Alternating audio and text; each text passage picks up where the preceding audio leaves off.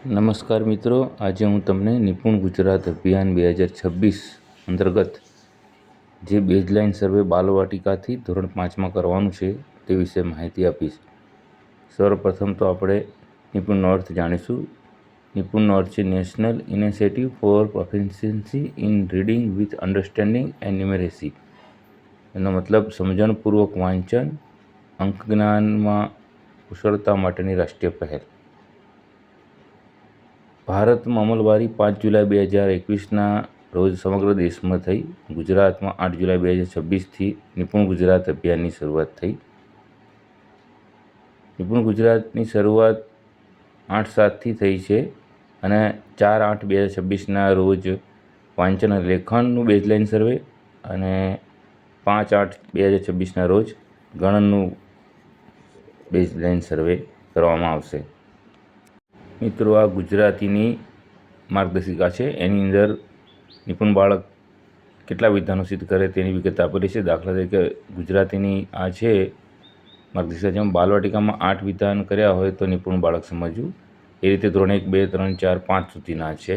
તો એટલા વિધાનો કરેલા નિપુણ કહેવાય. આ રીતે સિદ્ધ કરેલ વિધાનો છે એમાં 0થી 30% વિધાનો સિદ્ધ કર્યા હોય તો ઉદયમાન બાળક, અને 31થી 79 કર્યા હોય તો પ્રગતિશીલ બાળક, અને 80 કે 80%થી વધુ હોય તો નિપુણ બાળક તરીકે આપણે એને ગણવાનું રહેશે. માર્ગદર્શિકાનો અભ્યાસ આપણે કરવાનો રહેશે. લક્ષ્યાંકો પણ આપણે આપેલા છે, તેમનો પણ અભ્યાસ કરવાનો રહેશે. આ રીતે ધોરણ 5 સુધીનું કરવાનું રહેશે. હવે મિત્રો, રંગ છે જેવો બાલવાટિકાનો પીળો કલર, ધોરણ 1નો ગુલાબી કલર અને ધોરણ 3નો લીલો કલર. આમ બાલવાટિકામાં પીળો કલર હોય ત્યાં સુધી એના ટ્રેકરમાં આપણે ખરું કરવાનું છે વિધાનો પ્રમાણે. એવી રીતે ધોરણ 1માં પીળો અને ગુલાબી કલર આવશે અને ધોરણ 3માં પીળો, ગુલાબી અને લીલો કલર આવશે. આ રીતે ટ્રેકરમાં આપણે ગણવાનું રહેશે અને ધોરણ વાઇઝ આ ટ્રેકરો પ્રિન્ટ કરવા પડશે કલર, અને એ પ્રમાણે એન્ટ્રી કરવાની રહેશે. અહીં મિત્રો બેઝલાઇન સર્વે માટે ધોરણ 2ની પ્રશ્નાવલી મૂકી છે, જેના પ્રમાણે આપણે બેઝલાઇન સર્વે કરવાનું છે અને ટ્રેકરમાં કરવું. જો આ રીતે છે. આમાં મૂલ્યાંકન શીટમાં પણ જુલાઈ મહિનામાં આપણે એન્ટ્રી કરવાની નથી, ઓગસ્ટથી ગણવાનું છે. જેમાં બાળકોએ જે વિધાનો સિદ્ધ કર્યા છે ટકા એ લખવાના રહેશે. ધોરણ આ રીતે લખવાનું રહેશે.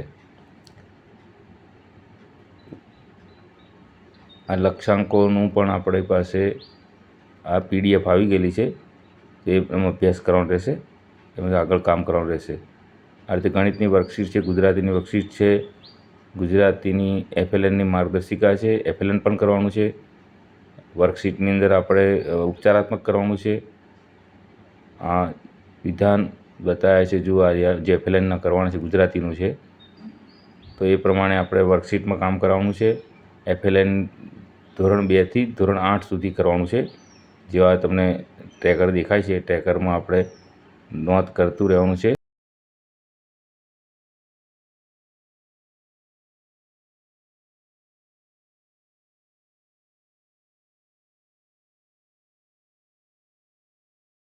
જુલાઈની અંદર સૂચના મુજબ એન્ટર કરવી, બાકી ઓગસ્ટથી ચાલુ કરી દેવાનું છે. FLN આંકડા નોંધવાના છે.